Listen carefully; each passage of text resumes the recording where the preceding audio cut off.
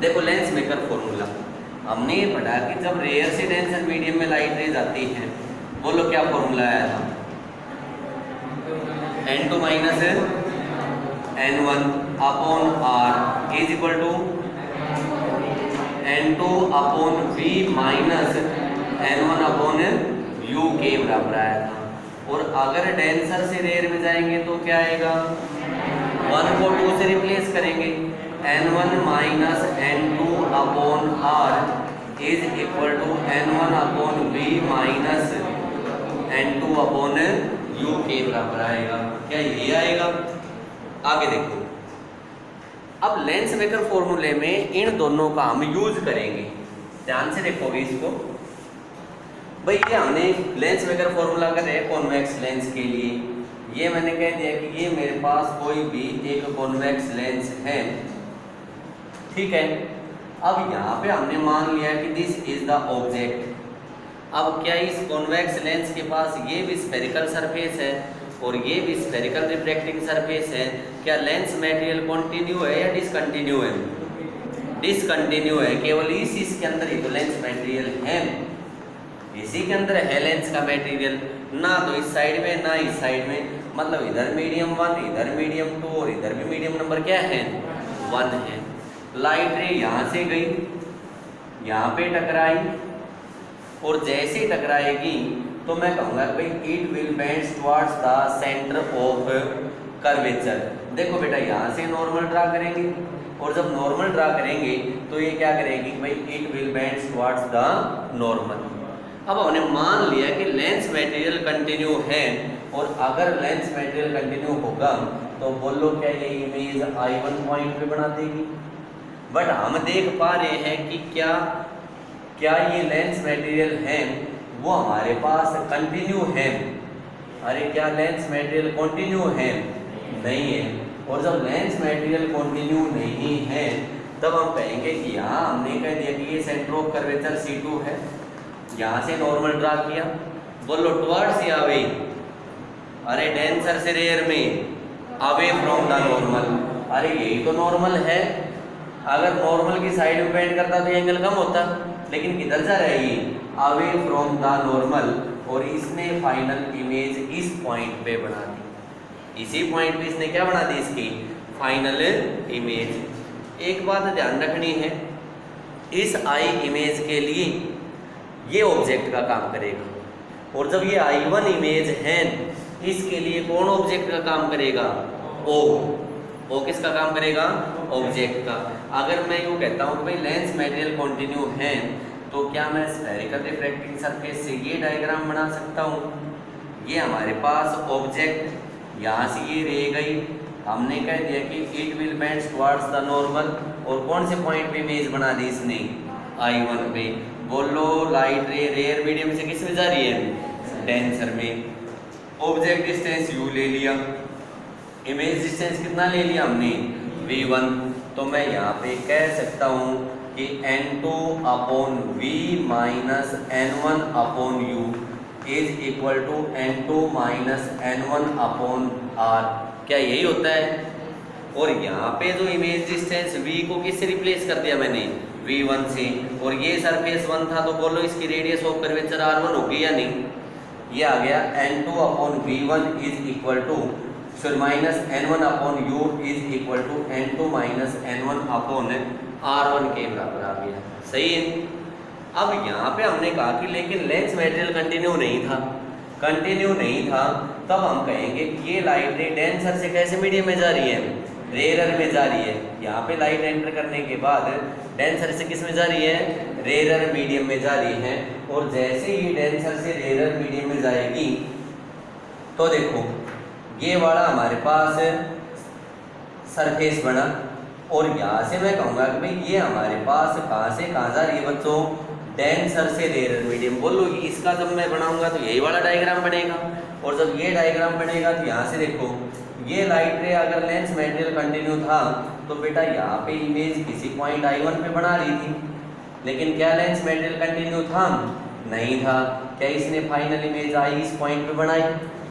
इस आई इमेज के लिए I1 किसका काम करेगा?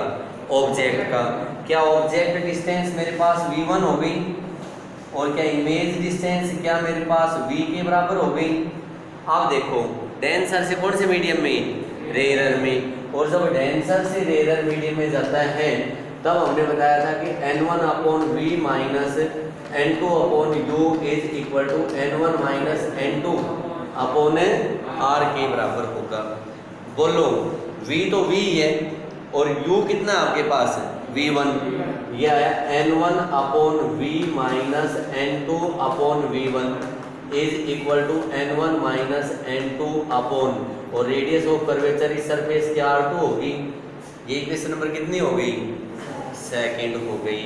एक और दो को ऐड कर लो, जैसे ऐड करोगे n2 upon v1 minus n1 upon u is plus n1 upon v minus n2 upon v1 is equal to n2 minus n1 upon r1 plus n1 minus n2 upon r2, और यहाँ से मैं यूँ कह दूँ n2 upon v1 से n2 upon v1 cancel out.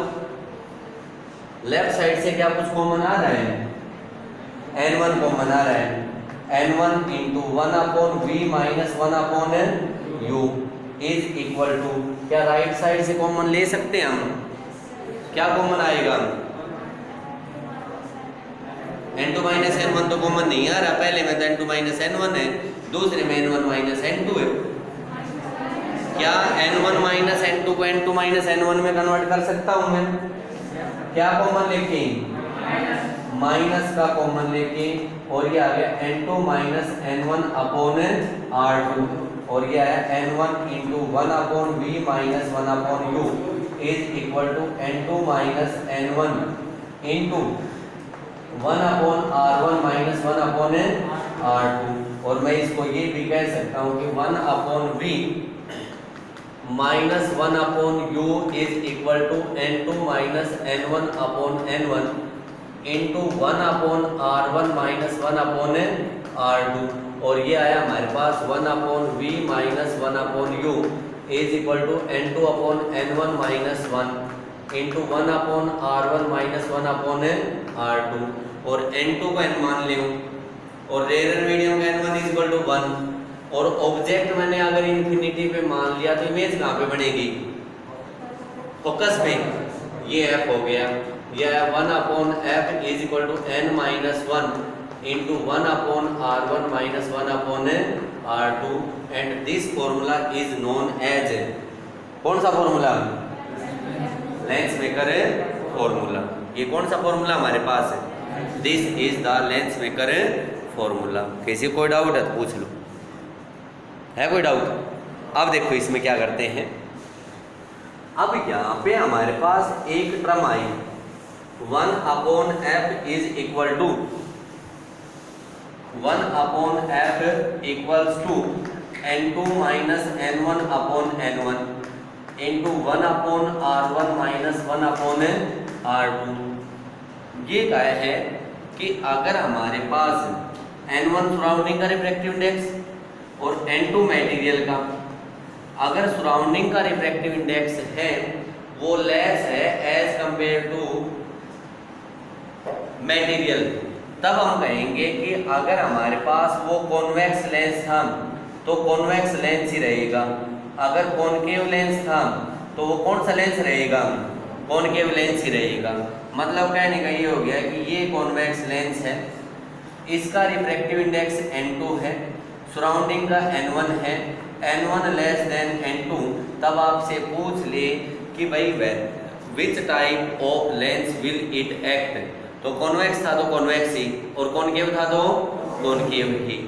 But अगर ये कह दे कि भाई हमारे पास सराउंडिंग का रिफ्रैक्टिव इंडेक्स है वो ज़्यादा है as compare to lens material, surrounding का n1 और लेंस मटेरियल का क्या बताया हमने n2, और जब सराउंडिंग का ज़्यादा है और इसका मटेरियल का कम है तो बोलो बेटा n2 माइनस n1 पॉजिटिव या नेगेटिव इस केस में, अरे n2 minus n1 less than 0, और लेस देन 0 का मतलब क्या हो गया ये नेगेटिव, और जब नेगेटिव हो गया, अगर मान लो कॉन्वेक्स लेंस था तो बोलो फोकल लेंथ नेगेटिव हो गई या नहीं, और फोकल लेंथ नेगेटिव कौन सी लेंस की होती है, कॉनकेविटी। अगर सराउंडिंग का रिफ्रैक्टिव इंडेक्स लेंस मटेरियल से ज़्यादा है तो नेचर ऑफ लेंस क्या हो जाएगी आपके पास, चेंज हो जाएगी, और हम वहाँ कह सकते हैं कि कॉन्वेक्स है तो वो कॉनकेव की तरह एक्ट करेगा, और कॉनकेव है तो वो किस तरह एक्ट करेगा, कॉन्वेक्स की तरह एक्ट करेगा। और अगर कोई भी लेंस है उसका रिफ्रैक्टिव इंडेक्स और सराउंडिंग का रिफ्रैक्टिव इंडेक्स अगर दोनों का सेम हो जाता है तब हम कहेंगे कि भाई it will act as a plane glass slab. किसकी तरह एक्ट करेगा, प्लेन ग्लास स्लैब की तरह एक्ट करेगा। Width of central maxima, width of central maxima, जो सेंट्रल मैक्सिमा है उसके हमारे पास विड्थ आती है। भाई हमने देखा कि भाई जब इसकी वेरिएस करी तो ये लैम्बडा और ये लैम्बडा, ध्यान से देखो, एक साइड में माइनस लैम्बडा और एक साइड में प्लस लैम्बडा। बोलो यहाँ पे डार्क बनी या नहीं, और यहाँ भी क्या बनी, डार्क। तो क्या ये हमारे पास विड्थ आ गई ब्राइट। अरे दो डार्क के बीच में हमारे पास कैसी फ्रिंज बनेगी, ब्राइट फ्रिंज बनेगी। क्या हमारे पास ये ब्राइट फ्रिंज आई है, तो इसकी विड्थ निकालनी है। भाई सिंगल स्लिट का जो एक्सपेरिमेंट था उसमें यही थी, ये हमारे पास स्लिट की विड्थ थी, और कितनी विड्थ थी इसकी, एक, ये सेंट्रल पॉइंट था M, ये M पॉइंट, और बोलो ये क्या C पॉइंट था। क्या मैंने इसको ये माना था P पॉइंट, अरे यही माना था जब लाइट बेंड हो गई थी तो, और जब लाइट बेंड हो गई थी तो ये एंगल थीटा के ऊपर ही बेंड हुई थी। मैंने मान लिया कि ये P पॉइंट है, ये डार्क है, और डार्क पहला हमारे पास क्या लैम्बडा डिस्टेंस दूरी पे है। अरे सही है या गलत है, कितनी दूरी पे है, लैम्बडा डिस्टेंस दूरी पे है, और या इस साइड में भी हमारे पास यही आएगा। तो ये मैंने मान ली कि ये कितनी दूरी पे मान लिया, x, तो ये वाला भी कितनी दूरी पे होगा, x। मतलब पाथ डिफरेंस जब लैम्बडा होगा तो पहला डार्क पॉइंट मिलेगा, ऊपर प्लस लैम्बडा पाथ डिफरेंस, और नीचे की साइड में कौन सा होगा, माइनस लैम्बडा होगा। तो हम कहेंगे डार्क और दो डार्क के बीच में हमेशा क्या बनेगी, ब्राइट, और वो हमने कह दिया कि उसकी जो विड्थ हो गई वो 2x के बराबर हो गई। किसके बराबर हो गई, 2x के बराबर।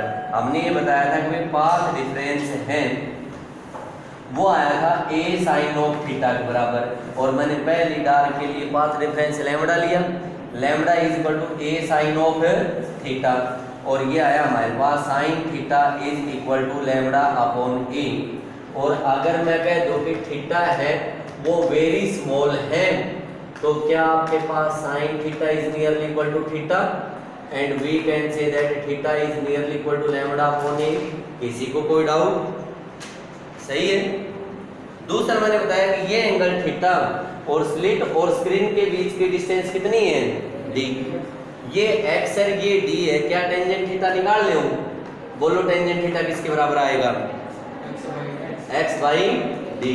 और ये रूल लगाएंगे कि अगर थीटा स्मॉल है तो tangent theta is also nearly equal to theta, and ये भी किसके बराबर हो गया, x अपॉन d।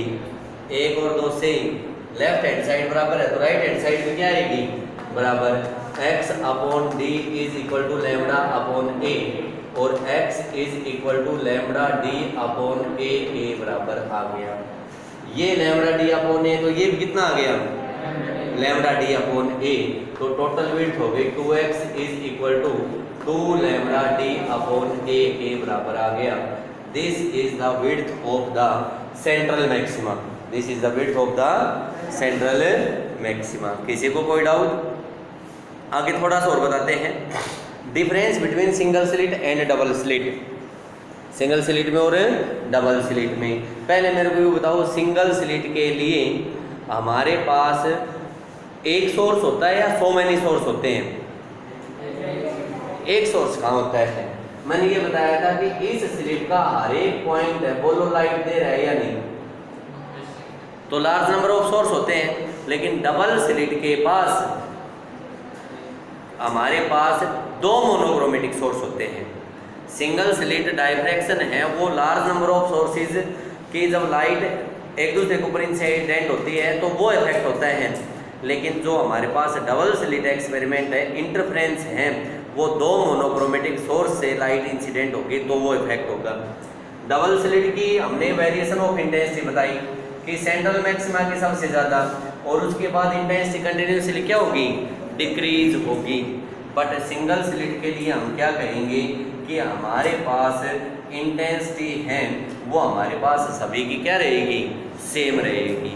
वहाँ हमने बताया था कि जो ब्राइट फ्रिंज और डार्क फ्रिंज है उनकी बोलो विड्थ सेम थी या डिफरेंट थी, सेम थी, लेकिन यहाँ पे सेंट्रल मैक्सिमा है उसकी विड्थ 2 टाइम्स है as compare to other maximas, as compare to other maximas. तो ये तो हमारे पास क्या आ गया, इनके बीच का डिफरेंस। अगर सिंगल स्लिट में ये कह दे कि ये मोनोक्रोमेटिक सोर्स ऑफ लाइट था, इसको हमने वाइट सोर्स से रिप्लेस कर दिया, किससे रिप्लेस कर दिया, वाइट सोर्स से, तब ये कहता है क्या होगा, हम कहेंगे कि सेंट्रल फ्रिंज तो वाइट होगी and it is surrounded by the coloured fringes, it is surrounded by the coloured fringes.